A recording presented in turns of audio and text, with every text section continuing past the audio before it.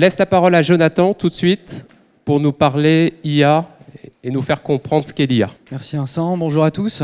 Bon, ça fait plaisir de vous voir aussi nombreux aujourd'hui pour ce sujet important qui est effectivement l'intelligence artificielle. Alors, le but de mon slot, je vais avoir la chose la plus simple à faire aujourd'hui, c'est-à-dire vous parler de généralité. L'objectif des 10 prochaines minutes, ça va être un petit peu de poser l'état de l'art, qu'on soit tous d'accord quand on parle d'intelligence artificielle, utiliser un petit peu le même vocabulaire avant de laisser justement la parole à tous nos partenaires qui vont, eux, vous présenter des cas beaucoup plus pratiques que moi. Alors déjà, une définition, puisque on n'est pas tous d'accord en fait sur ce que c'est l'IA, j'en parlais encore tout à l'heure avec l'un d'entre vous. L'IA, et c'est la définition à l'échelle européenne, est considérée comme tout outil utilisé par une machine capable de reproduire des comportements liés aux humains, tels que le raisonnement, la planification et la créativité. Donc c'est pas moi qui l'invente, cette définition. Et quand on prend en fait un petit peu de hauteur, qu'est-ce que ça veut dire ? Ça veut dire qu'un script, par exemple, une automation, clin d'œil à Alexis là-bas, tout ce qui va être en fait machine, mais ayant pour vocation à nous faciliter ou à automatiser une partie de notre travail, est considéré comme de l'intelligence artificielle. Alors ça, c'est déjà un premier statu quo à bien comprendre parce que pour nous, l'intelligence artificielle, c'est ChatGPT. Alors je vais y revenir. C'est aussi ce qui fait que fin 2022, le terme est devenu un petit peu à la mode dans toutes les strates des sociétés.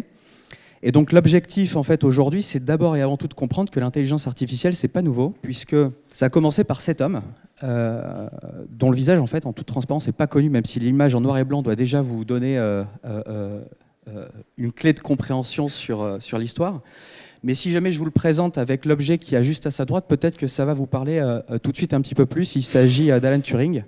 Avec donc cette fameuse machine Enigma et tout ce qui s'en est suivi en termes d'histoire, Imitation Game sur Netflix, je ne vais pas vous refaire l'histoire de cette partie-là. Ce qu'il faut comprendre, c'est que Alan Turing, dans les années 1950, pour être plus précis en octobre 1950, a sorti un document, Computing Machinery and Intelligence, qui commence, donc c'est un abstract de 28 pages, qui commence par la phrase suivante. Je vous propose de considérer la question suivante, est-ce qu'une machine peut penser ? Donc, on est en 2024. Déjà, la question paraît un petit peu folle, alors qu'on sait aujourd'hui comment techniquement on va pouvoir s'approcher tout doucement, d'accord, d'une réflexion autonome. Je ne parle pas de pensée ici. Je vous laisse imaginer en 1950, quand Alan Turing a commencé à poser ces mots. Alors, s'en est suivi le fameux test de Turing, qui, encore une fois sorti en 1950, qui n'a pas été résolu par une machine avant les années 2014. Et par résolu, c'est un bien grand mot, puisque en fait, ils ont trompé plus qu'autre chose le test de Turing. Mais ça vous donne déjà un petit peu un état de l'art, c'est-à-dire l'intelligence artificielle, c'est pas nouveau, d'accord ? C'est même plutôt très vieux maintenant. En informatique, une technologie qui a plus de 70 ans, on est quand même dans l'ordre ancestral quasiment. On parle de ça bien avant Internet. Et ce qu'Alan Turing en fait va poser, c'est surtout les concepts suivants que sont l'intelligence artificielle et le machine learning. Le deep learning qui est juste en bas, je vais vous en parler tout de suite. L'intelligence artificielle, Enigma, la machine Enigma, d'accord, rentre tout à fait dans la définition de l'intelligence artificielle. Alors que en 2024, aujourd'hui, on le sait, c'est même relativement bête en fait comme machine. D'accord ? Ça a été évidemment révolutionnaire à un instant de son histoire, mais tout ce qu'on a dans notre poche, nos smartphones, etc., sont technologiquement avancés bien plus grandement que ce que Alan Turing avait réussi à mettre au point avec cette machine Enigma. Ce qu'il a surtout en fait commencé à amener, c'est cette notion de machine learning, c'est-à-dire que on va avoir un jeu de données en entrée, quel qu'il soit. L'être humain va le nettoyer, va le préparer, et on va le faire adapter dans un algorithme pour qu'il puisse être analysé et sortir, prédire ce qui va se produire. D'accord ? Aujourd'hui, vous connaissez tous la Generative AI, d'accord ? L'AI générative. À partir des années 1950, on va d'abord et avant tout commencer à parler de Predictive AI. Parce que c'est ça l'intelligence artificielle. Et vous en utilisez tous les jours, depuis certains d'entre nous que nous sommes nés, puisque ça existe dans tous nos algorithmes. Il n'y a pas beaucoup de gens nés après 2006, mais à partir du moment où vous êtes né après 2006, je peux vous le dire, l'intelligence artificielle fait partie de votre quotidien, puisqu'il n'y a pas aujourd'hui une plateforme de réseau social qui ne l'utilise pas, d'accord ? Donc il faut vraiment comprendre que ce n'est pas nouveau. Voilà, c'est vraiment quelque chose qui est mature, jusqu'à l'arrivée justement du deep learning qui a un petit peu révolutionné les sciences derrière l'intelligence artificielle. en rendant également autonome la machine sur le traitement de ce qu'elle doit trouver. D'accord ? Là où avec le machine learning, on devait aider la machine, on devait lui dire voilà ce que tu as en entrée, voilà ce que j'attends à la sortie, travaille pour réussir à y arriver. Avec les méthodes dites de deep learning, je ne vais pas rentrer dans la partie vectorielle, réseau de neurones, etc., ce n'est pas le but d'aujourd'hui, on va aider la machine à arriver d'elle-même au résultat attendu et donc à la rendre autonome dans son apprentissage. Et la révolution, c'est réellement celle-ci. Donc c'est ce que je vous expliquais, l'intelligence artificielle est en fait relativement ancienne. S'en est suivi ensuite une longue période d'à peu près 50 ans de machine learning intense où les algorithmes se sont tous très développés. Et l'arrivée du deep learning théorisé à la fin des années 90 et arrivé réellement au début des années 2000 a été la première révolution sur le predictive AI puisque ça a rendu autonome tout un ensemble d'applications mais qui était encore une fois très caché. Donc je parle de nos réseaux sociaux, un moteur de recherche, il y a de l'intelligence artificielle prédictive absolument partout.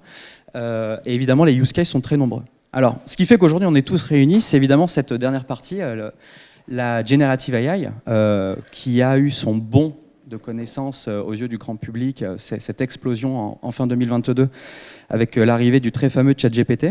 Alors, c'est un type, et c'est justement aujourd'hui ce que j'aimerais qu'on comprenne, puisqu'il y a une sémantique très très riche autour de l'intelligence artificielle. C'est des termes que certains d'entre vous connaissent. RAG et fine-tuning qui vont être par exemple la capacité de venir modeler ces intelligences artificielles pour répondre à notre usage très précis, les transformers, donc c'est cette capacité d'adapter ce qu'on a en entrée par rapport à ce qu'on veut en sortie, le fameux LLM, le Large Language Model, mais le bien moins connu SLM, le Small Language Model, qui est pourtant aujourd'hui ce que tout le monde cherche absolument à accomplir.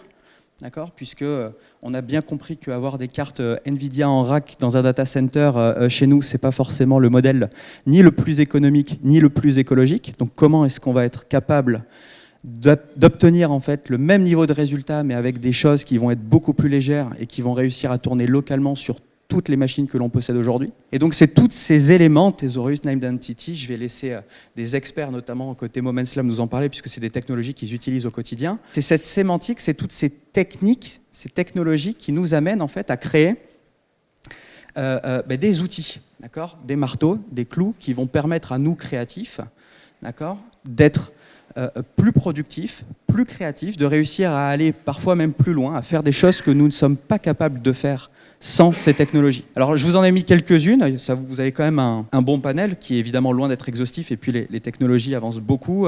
Vous avez toutes ces fameux speech to text, speech to vidéo. Maintenant vous avez peut-être entendu parler d'ID to vidéo avec Pika qui commence à faire un petit bond. Enfin, toutes ces méthodes justement qui utilisent à fond la transformation, qui ont cette capacité de partir d'un type de data A pour arriver à un type de data B. Donc par exemple je passe du texte à une vidéo, je passe du texte à une image, je passe d'une voix à du texte, etc. etc. On va voir l'OCR, qui est peut-être la technologie la plus connue.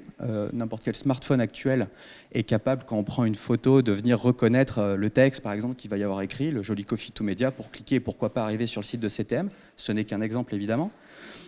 Et de manière un petit peu plus approfondie et plus typée pour le media entertainment, des technologies, par exemple, de voice cloning. Vous avez peut-être commencé à voir des exemples plutôt bluffants, combiné à du face morphing, donc cette capacité de pouvoir changer son visage en temps réel.